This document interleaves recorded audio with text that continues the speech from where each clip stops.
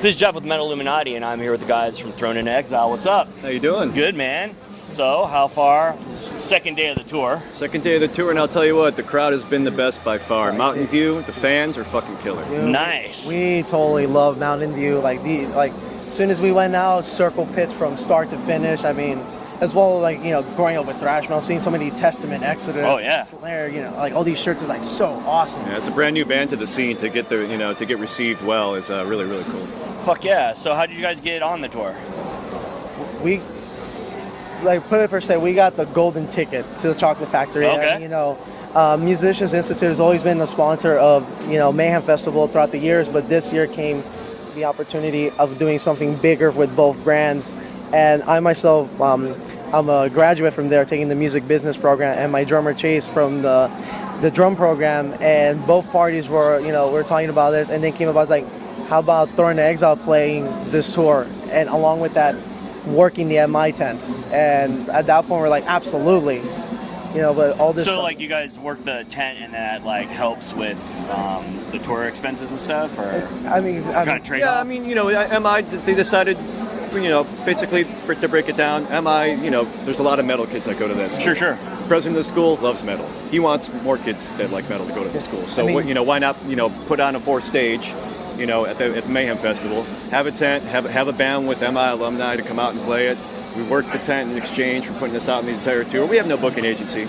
We have no label. Awesome. I like that a lot. You'd be surprised if you were to go on campus, the amount of Slayer, Pantera, Meshuggah, Periphery, all these metal shirts, and kids love that stuff.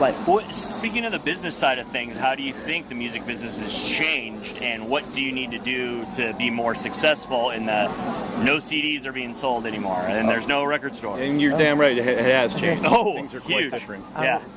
Honestly, in all reality, it's ultimately based on you and your band members. Do you want this bad enough, and do you want to make a career out of it?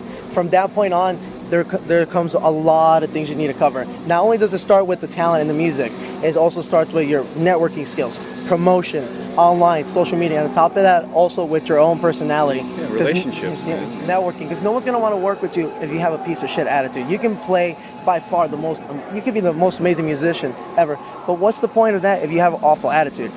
You got to also set a lot of realistic goals for yourself and lose the term of entitlement in your vocabulary in general, because the way I always look at it, we're lucky and thankful that people give us the time of day and watch us and pay attention to us. And it's on us to just to concentrate real hard about the songwriting and stuff like that, because if you don't have good songs, you have nothing. And then after that, then it's all about the social media and all the other stuff and networking. I think the record label industry has a problem with their business sense. It's all about selling records, and that's an antiquated system. They base everything on, you're going to be on tour because you sold this many CDs and da-da-da-da, when they're not taking a more broader perspective of how many YouTube views have you been? Because YouTube's actually king in music, you know what I mean? Yeah, absolutely. Not only that, not even labels. I think, ultimately, as sad as it is, and the reality is, it is a numbers game, but at the same time, I feel that you also have to look at the perspective at longevity.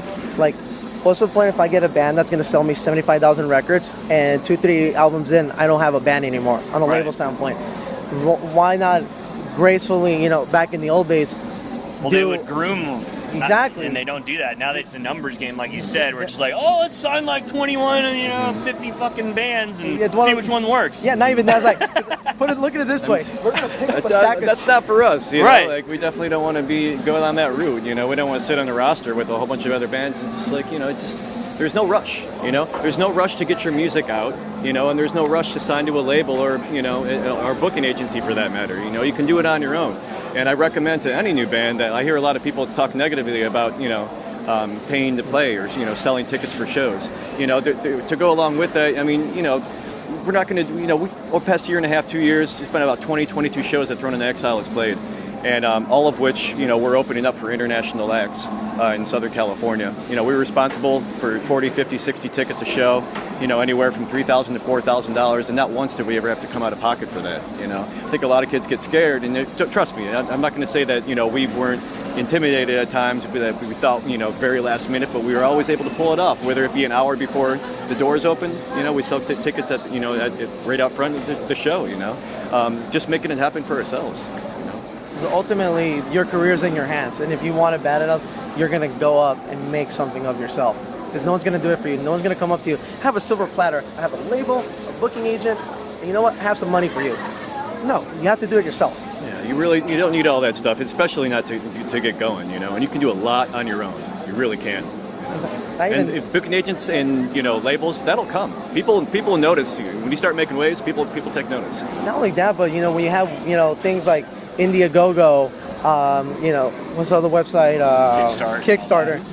It's to some extent you're putting labels in relevant, because then you can go directly to the people that appreciate you, which are your fans, and they help you fund you, and they help you, start your career.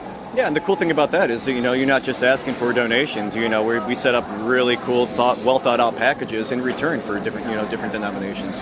It's the wave of the future, man. Absolutely, like you said, it's changed. Oh, absolutely. I mean, we had a conversation because obviously money's tight. We both sat together and be like, you know what? Let's do and our base for art. Let's do a Indiegogo, and that's how we were able to get our backdrop. We started Indiegogo account for our stage banner, and I'll tell you what, we by the grace of God, we raised $2,000 in 4 days on Indiegogo. So it's a real blessing to get our stage banner. Crowdsourcing and the new ways of the future, man. Thanks, guys. Thank you. Metalluminati, motherfuckers.